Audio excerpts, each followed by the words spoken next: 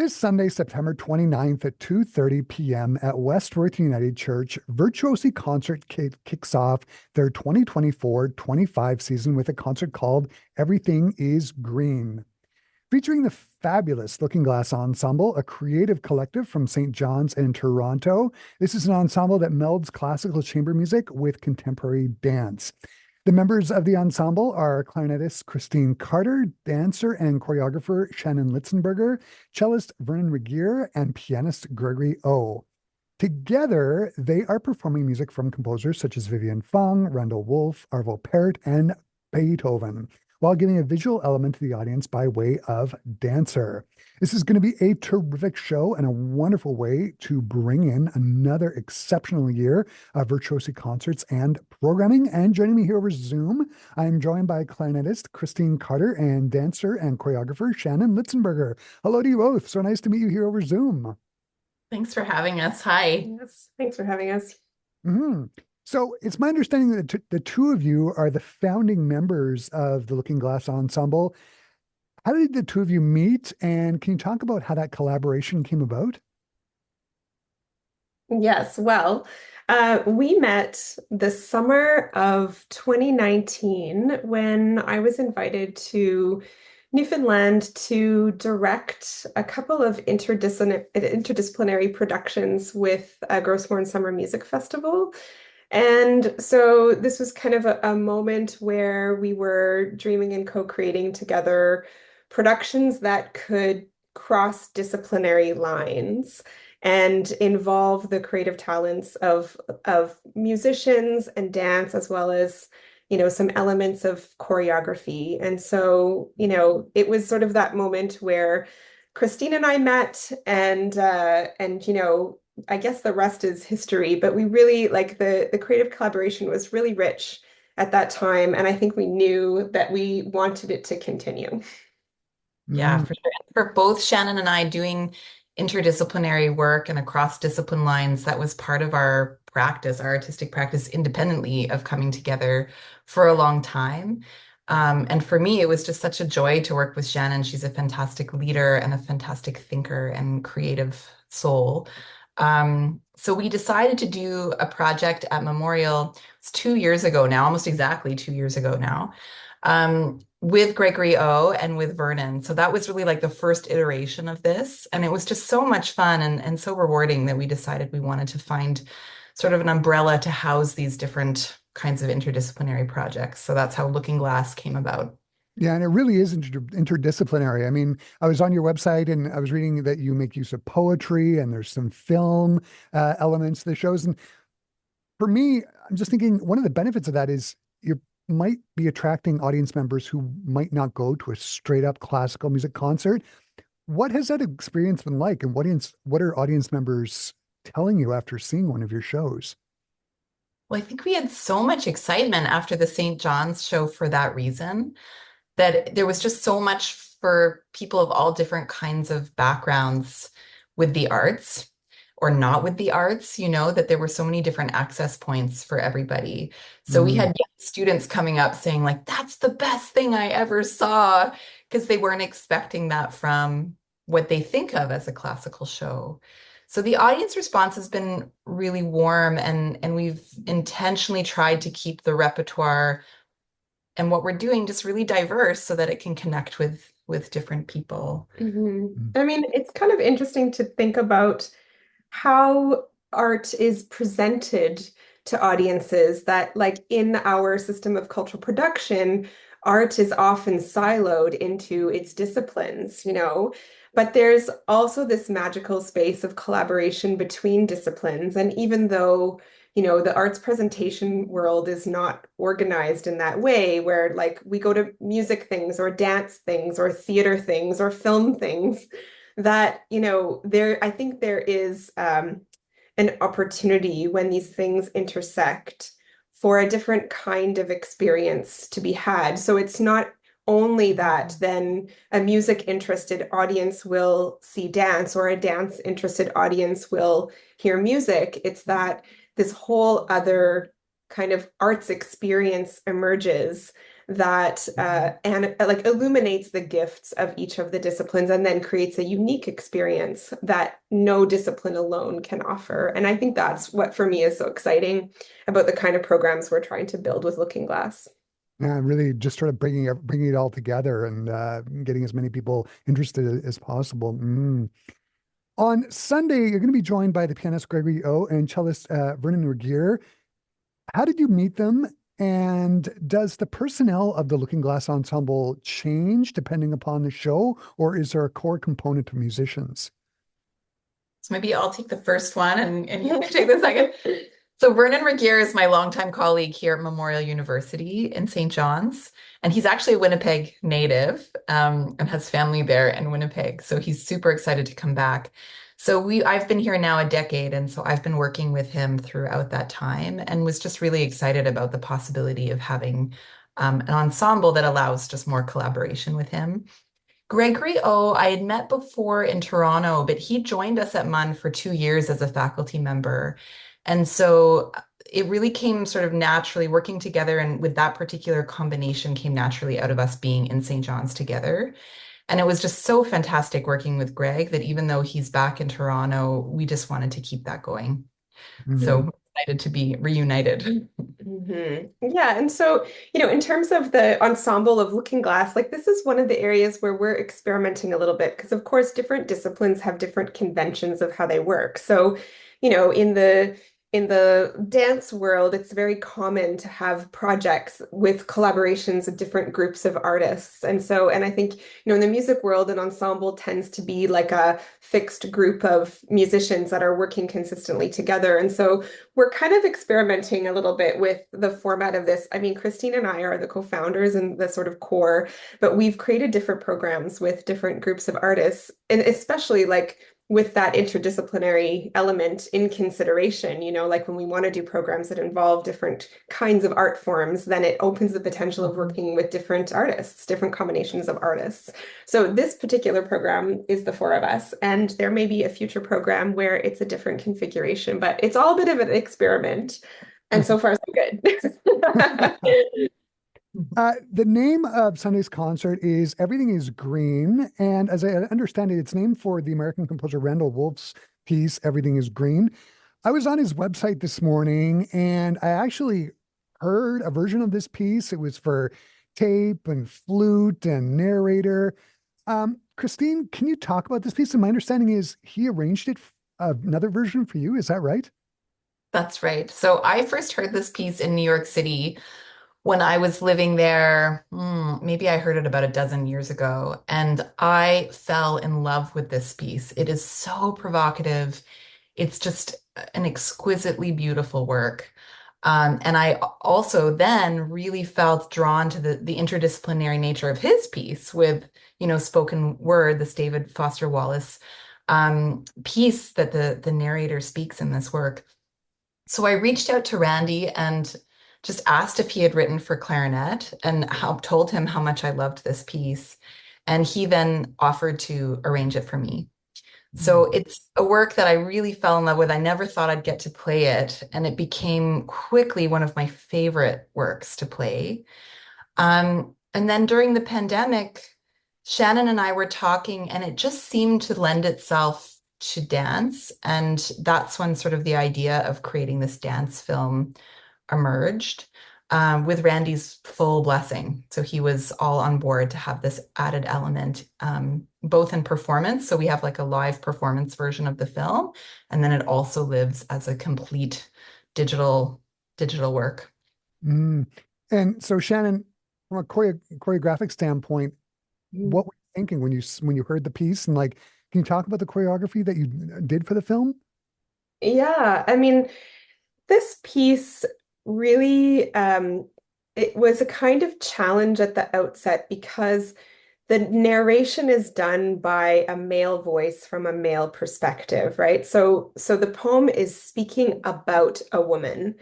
And so I was thinking about, how to craft choreography that doesn't make this woman the subject of his text only, that actually puts her perspective in conversation with his text. And so this is a tricky thing because, of course, an audience is hearing words and then watching movement. And in the way that our brains organize meaning making, language is very dominant. Like language and narrative are very dominant sense-making forms. And so I felt like the challenge for me was to present this woman as a character with her own perspective inside the story that David Foster Wallace's poem is telling about her. And so we actually, Jeff Mallory captured all the footage, and we did this in a vacated farmhouse in Saskatchewan. It was a very, very hot day during the pandemic, but this house that we were using as our set was kind of like frozen in time from the 1960s. Like has a very particular aesthetic to it. So without knowing exactly how everything was going to fit together, we filmed a number of like scenes and moods and sort of emotional movement landscapes in different rooms of the house.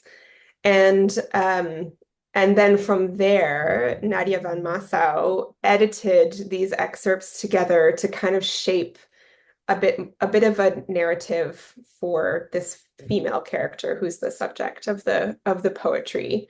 So yeah, in the end, I'm really pleased with how it presents because I think it's clear what she is going through as this story is being told about her.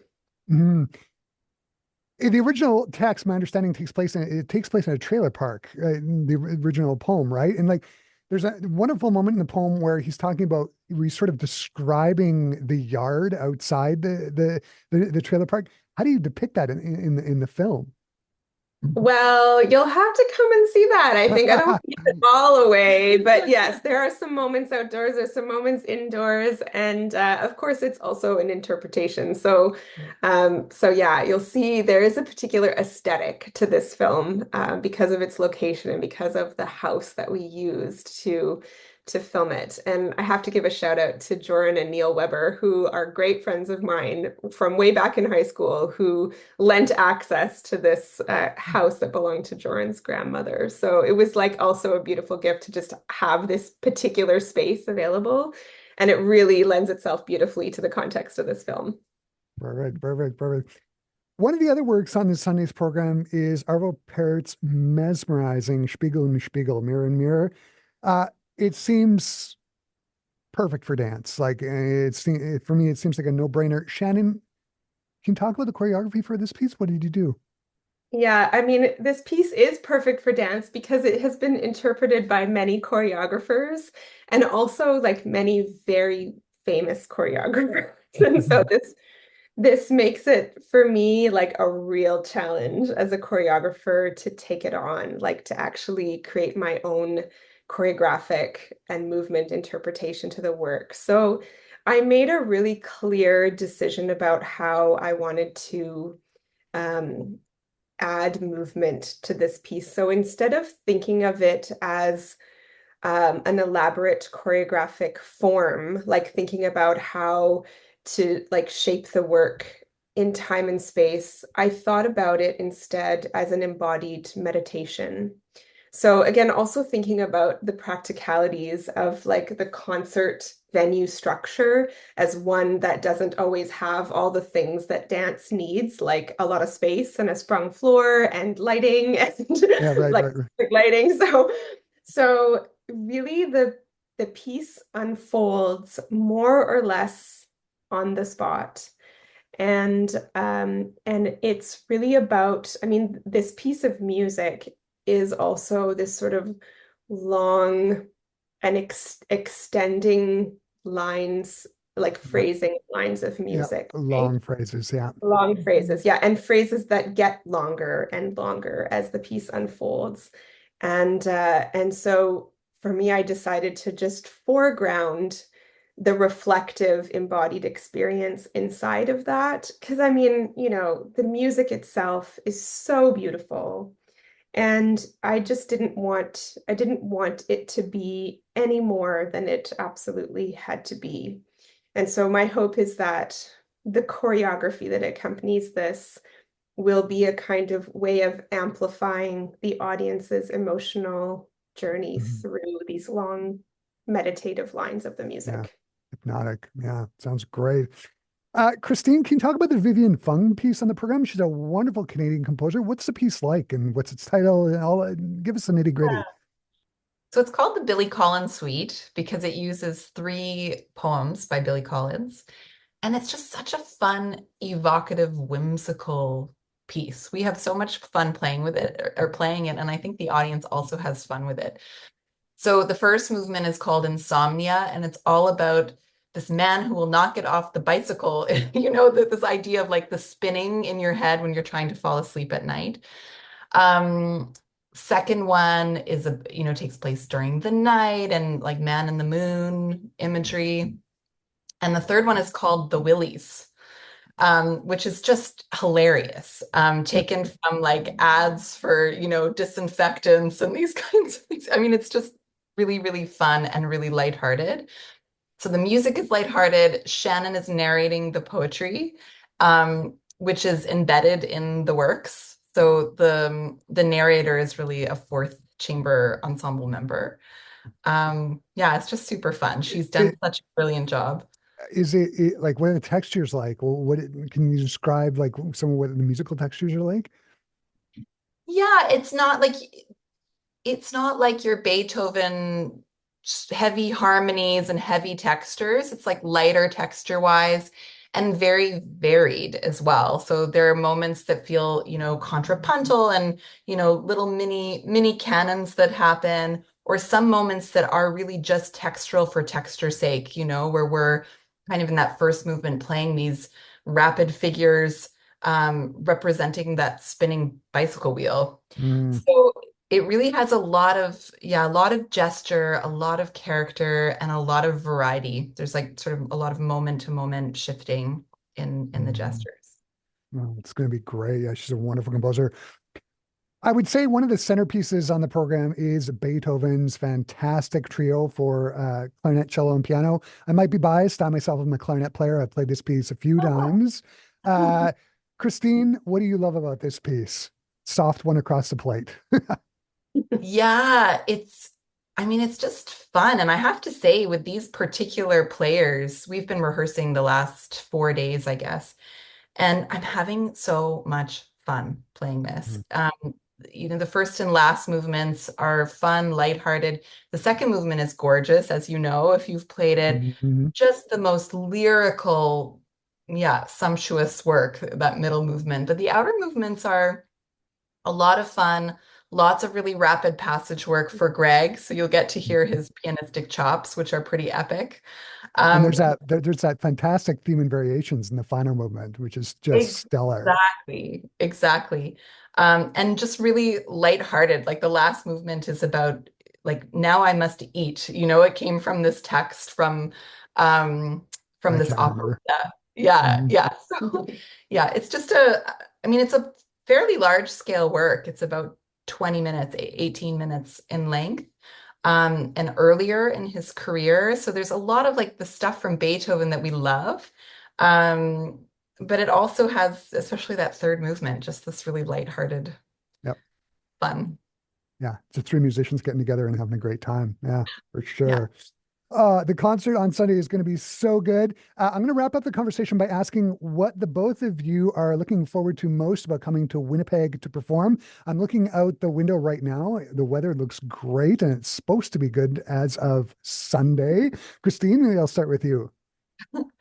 Well, I was trying to remember the last time I was in Winnipeg, and it's been over a decade, and I'm just so delighted to come back. Winnipeg has such a thriving arts community, so I'm excited to connect with old friends there. And for sure, the weather you say is also enticing because I think it's about 12 degrees here today. But yeah, I'm just delighted to come back to Winnipeg. And Shannon, how about you? Well, Winnipeg is going to be a really special performance for me. I have extended family in Winnipeg, and I also, I spent my childhood summers in Winnipeg at the Royal Winnipeg Ballet School in my early training. And so, my brother is in Winnipeg. I have an aunt and a cousin and a second cousin, and like some of these people have, they've been so formative in my musical life. My Aunt Lorraine in particular, she and I used to play together. And even though I didn't turn out to be a professional musician, I turned out to be a professional dancer. She and I share that connection. And she's going to be able to come to this show, which, if we were performing it in Toronto or St. John's, that wouldn't happen. So it's very special. And yeah, I'm just so glad to be coming to share this with the Winnipeg community as well. Yeah, it's going to be great. Shannon and Christine, this has been really excellent to talk to both of you today. All the best on Sunday. My plan is to be there, so I'll see you there in person. Thanks for taking the time to talk to me today. This has been a lot of fun. Thank you so Yes. much, Chris. This was a pleasure. Thank you. For our Classic 107 listeners, the Looking Glass Ensemble performs this Sunday, September 29th at 2:30 at Westworth United Church. For more details, visit virtuosi.ca or go to classic107.com. You can find more details there in the article that is now up there. Thanks again. Thank you.